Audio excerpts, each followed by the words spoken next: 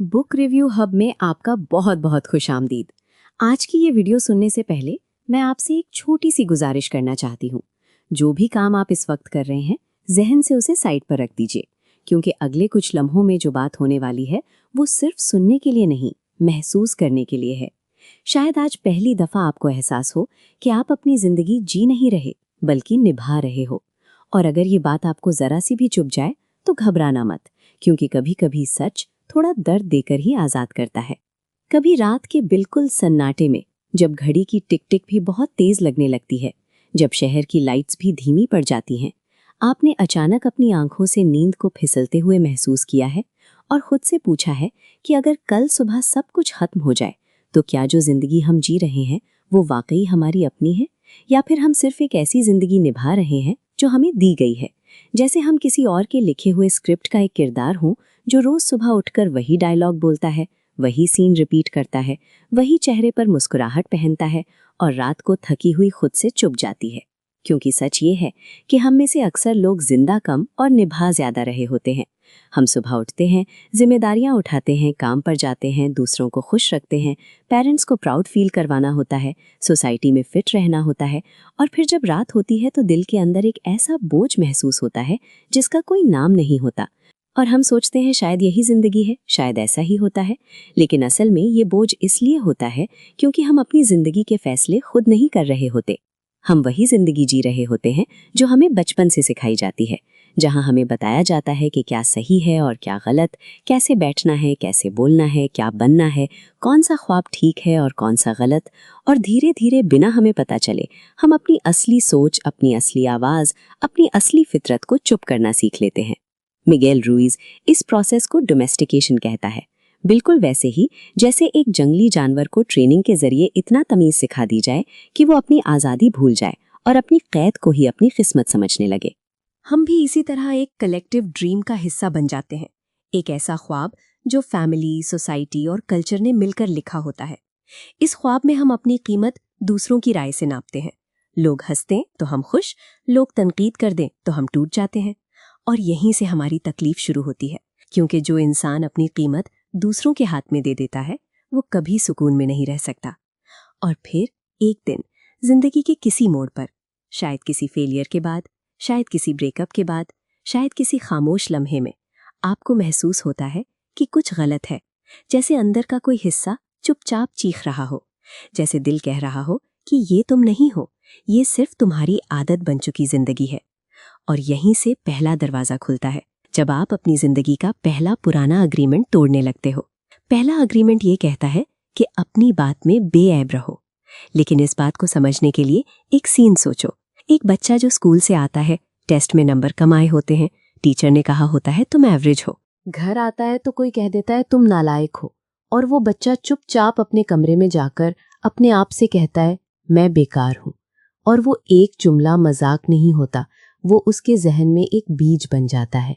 सालों बाद जब वो कोई नया काम शुरू करना चाहता है, जब वो खुद पर यकीन करना चाहता है, तो वही जुमला उसके सामने खड़ा हो जाता है। क्योंकि अल्फाज सिर्फ आवाज नहीं होते, अल्फाज प्रोग्रामिंग होते हैं। हम सबसे ज्यादा नुकसान खुद को अपनी जबान से पहुंचाते हैं। और बेऐब बोलने का मतलब सिर्फ झूठ ना बोलना नहीं होता, बल्कि अपनी रूह को जख्मी ना करना होता है। जिस दिन आप अपनी सेल्फ टॉक बदलते हो, जिस दिन आप अपने आप को गाली देना बंद कर देते हो, उस दिन आप अपनी जिंदगी के पहले ताले को तोड़ देते हो। फिर दूसरा अग्रीमेंट आता है जो कहता है किसी बात को जाती ना लो। और इसके लिए एक और सीन देखो। एक जवान जो अपनी पूरी कोशिश के बावजूद रिजेक्ट हो जाता है। कोई उसकी मेहनत को नजरअंदाज कर देता है, कोई उसे कह देता है तुम इस काबिल नहीं हो। और अगर वो इस बात को अपनी पहचान बना ले तो वो अंदर से टूट जाता है। लेकिन जब वो समझ लेता है कि हर अल्फाज जो उसकी तरफ आता है वो उस शख्स की अपनी कहानी होती है, उसके अपने डर और उसके अपने जख्म होते हैं, तो फिर दूसरों की बात उसके दिल तक नहीं पहुंचती। क्योंकि लोग क्या कहेंगे का डर सबसे बड़ी गुलामी है। और जिस दिन आप दूसरों की राय को अपनी पहचान बनाना छोड़ देते हो, उस दिन आप वाकई आज़ाद हो जाते हो। फिर तीसरा अग्रीमेंट आता है जो कहता है अंदाजे मत लगाओ। और ये वो जगह है जहां अक्सर रिश्ते मरते हैं। एक मैसेज का जवाब लेट हो जाता है, जहन कहानी बना लेता है। एक खामोशी को हम नफरत समझ लेते हैं। एक चीज पूछे बगैर हम फैसले कर लेते हैं और फिर दर्द पैदा होता है, जबकि असल में सिर्फ एक सवाल, सिर्फ एक क्लियर बात, सिर्फ एक तुम ठीक हो, पूरी कहानी बदल सकता था। अंदाजे जहर होते हैं और सवाल दवा, और क्लियर बात क्लियर जिंदगी बनाती है। फिर चौथा अग्रीमेंट आता है जो कहता है हमेशा अपनी पूरी कोशिश करो, और इसका मतलब परफेक्ट होना नहीं होता, बल्कि ईमानदारी से अपना बेस्ट देना होता है। आज आप थकी हुई हो तो आज का बेस्ट अलग होगा, कल आप स्ट्रांग हो तो कल का बेस्ट अलग होगा।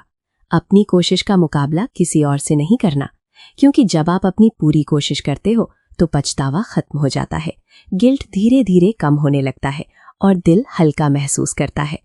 और फिर एक दिन आप वापस उसी जिंदगी को देख रही होती हो जहां कभी बोझ था, लेकिन इस दफा आवाज कांप नहीं रही होती, इस दफा बोझ हल्का होता है। इस दफा आप जानती हो कि आप कैद नहीं हो, आप क्रिएटर हो, आप अपनी कहानी दोबारा लिख सकती हो।